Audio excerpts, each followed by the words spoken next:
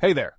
Welcome to A Bit of Myth, a series where we give you a few facts and some small tidbits about some of your favorite mythological legends, all within a couple of minutes. So let's dive on in.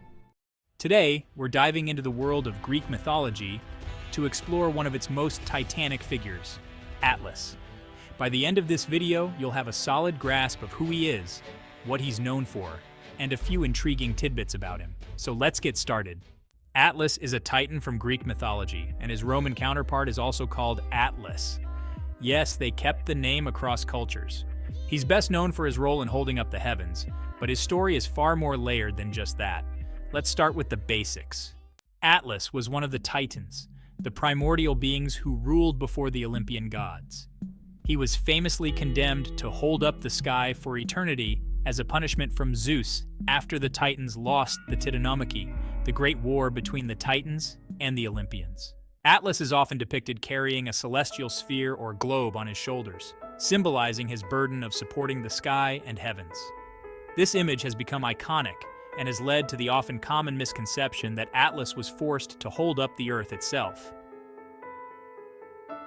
The term Atlas for a collection of maps actually comes from this titan. In the early 17th century, cartographers named their collections of maps after him because they saw their job as bearing the weight of the world's geography, just as Atlas bore the weight of the heavens. Now, let's dive into a specific story involving Atlas, one that really highlights his character. First, some background info. Atlas was punished by Zeus to hold up the sky after the Titans were defeated in the Titanomachy. This punishment was meant to separate the sky from the earth and ensure that the Titans would never again challenge the Olympian gods. Now, according to some versions of the myth, Heracles, also known as Hercules, was tasked with retrieving the golden apples from the Garden of the Hesperides, which were guarded by both the dragon, Ladon, and the nymphs of Hesperides, also sometimes known as the Daughters of Evening. To get these apples, Heracles needed Atlas's help because Atlas knew where the garden was and could easily get past its defenses.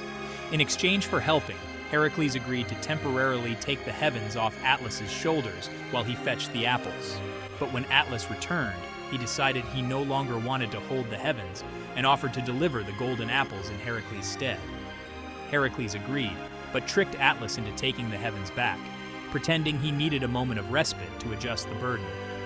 Once Atlas held the burden again, Heracles took the apples and left. This story is meant to show Atlas as a figure that is more than just his great endurance, a being who has his own wants and doesn't always do as he promises. It also highlights the cleverness and resourcefulness of Heracles. It's a classic tale of a hero outwitting a formidable opponent. Here's an uncommon fact about Atlas. In some ancient texts, Atlas was also believed to be the father of the Hesperides, the nymphs who guarded the golden apples. This connection ties him not only to celestial duties, but also to the more earthly realms of myth. So, to recap, Atlas is a titan condemned to bear the heavens on his shoulders, has given his name to a collection of maps, and is known from stories like the one involving Heracles and the golden apples. Mythology is full of fascinating twists. Thanks for watching. If you enjoyed this quick dive into Greek mythology, make sure to like, share, and subscribe for more content like this. Share your favorite mythological figures in the comments below. Until next time, keep exploring and stay curious.